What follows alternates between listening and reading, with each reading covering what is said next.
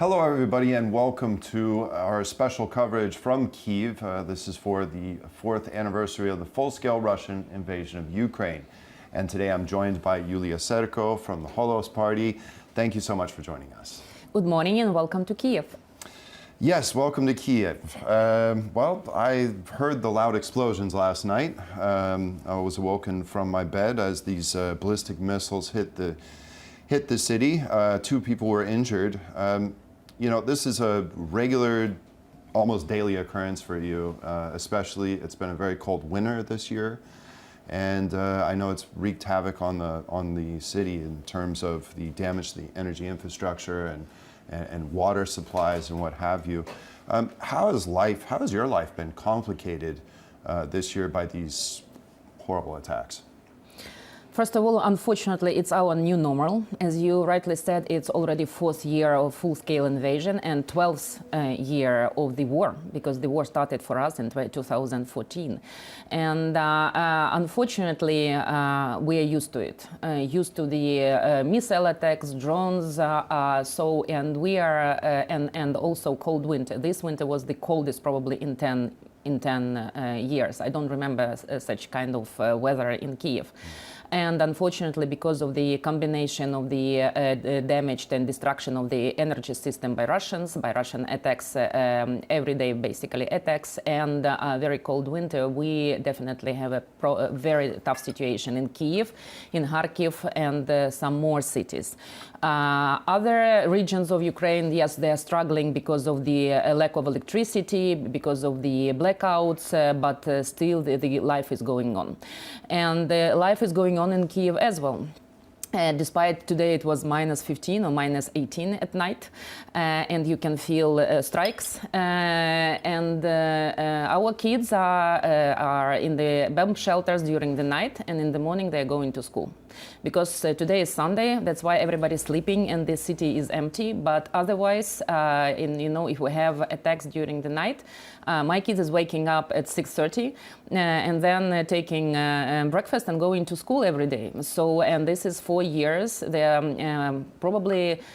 are spending, I think, approximately 6 to 8 hours per week in the bomb shelters, instead of study, instead of taking their classes, etc., because it's mandatory to put kids in the bomb shelter during the air raids.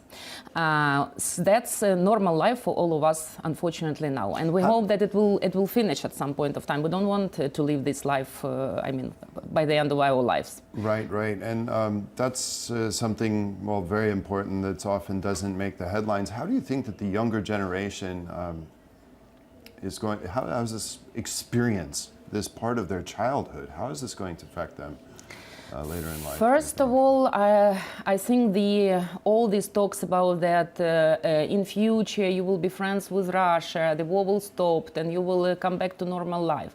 I think for the generation of my kids, this is not the case. So they hate Russia. They don't understand why they came here. They destroyed their childhood, basically. And I think this is the major attitude and sentiment in Ukraine. So I don't believe that the next generation, our generation or next generation, will be ever friends with Russia. So yes, they will be our neighbors, most probably, if they will not split, will be splitted. But I don't think that the friendship or any kind of real peace will be among Russia and Ukraine, because for them, good Russians, it's dead Russians. Maybe it's a very tough understanding for us, for all of us. We didn't want this situation to happen, but we didn't start the war, and we have what we have. For the younger generation, it's unacceptable to have trade with Russia, to live with Russia, and to be friends with Russia. So I think it will take at least few generations for normalizing any kind of relations, and this is what we have at this point of time. Well, overnight there were in northeast Sumy Oblast, there were 4 people killed, 2 brothers, a married couple. A missile attack, of course, struck a Mondelez factory. It's a multinational U.S. chocolate factory. Sweets factory. What kind of signal is Russia sending to the United States, to the West, by carrying out such attacks? And you know as well as I do, this is not the first attack on an American company in the last several months. No, they are. I think they're particularly targeting U.S. business here in Ukraine. It happened even in a far western regions like Zakarpattia, and today they hit in Sumy. It's closer to the border. It's on the eastern part of Ukraine, but still they particularly targeted this company. This is, I can tell you, this is a very old company. They established it like 30 years ago in Ukraine. They were one of the among first investors into Ukrainian economy in 90s. So I remember as a student, I even worked for them. But they and it was a very, how to say it, a very good established business and very important for the community, for Trostyanets community, because they formed the whole budget of the community. And that's why it's also, they are targeted American business, sending clear signal they don't want peace. And also they targeted a local community because by destroying this company, they de facto destroyed a local budget. And people who are, and I mean, I think it's 70% of the citizens of this community, they were working on this company. And that's why the family will lose jobs, etc., etc. So this is double signal. They don't want peace. Kremlin doesn't want peace. It's obvious on the latest negotiations. There is no progress, basically. And also a clear signal that they will destroy, they want to destroy civilian life. They are not targeting Ukrainian army, they are not targeting military targets, but they are step by step destroying Ukrainian civilian life, families, homes, kids, and that's, you can see every day. Yes, and they're spending a significant amount of money to do this, and instead of ignoring the military, I guess, objectives. A terrorist attack in Lviv. One police officer was killed, 15 were injured. Do you think that we may see more such incidents? We don't know yet if this is attributed necessarily to Russia, but yep. Under the current circumstances, I think we can make that assumption. Is this a concern for the authorities that more terrorist-type attacks could take place? I think Russia doesn't have any major significant military wins on a battlefield. Victories, and that's why they will turn, I think, unfortunately, they will turn to terrorist attacks, to the more cyber attacks, more physical terrorist attacks, and think this will be the strategy for the next years, unfortunately, because they clearly cannot fight and move fast on the front line, and that's why they actually already picked up in 2025, they picked up the strategy of scaring civilians and destroying civilian life by destroying energy infrastructure, critical infrastructure, roads, bridges, railways. All the time they are targeting railways, and also plus terrorist attacks. I think this is unfortunately our future. That's why it's very important to have a very strong structure of anti-terrorist forces, anti-terrorist facilities, so we can stop these terrorist attacks before it happened.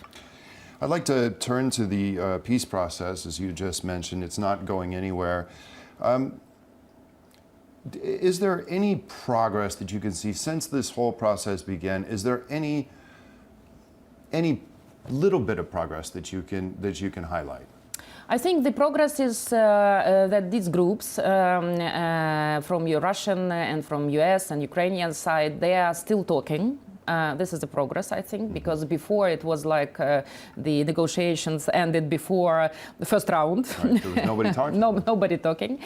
They are talking, and they have to solve all humanitarian. I think this is the major, so to say, task for them, to solve a humanitarian task like exchange of prisoners of war, exchange of bodies, of military, of kids stolen by Russia, and many other humanitarian side of this war, as well as technical, so to say, military technical issues. They are discussing if, in case it will be political will to end the war, how it will be controlled, the front line will be controlled, line of contact will be controlled, etc., etc. It's also important. It's not very, so to say, promising, but it's still important to have on everyday discussion how it will be implemented and in future if the ceasefire or peace deal will happen.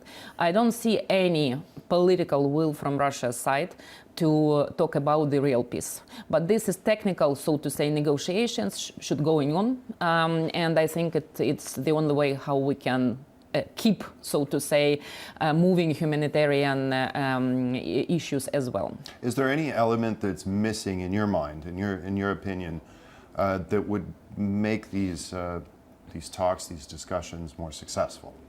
I think if Russia delegation will have a real mandate to talk about peace, they will start to talk about peace.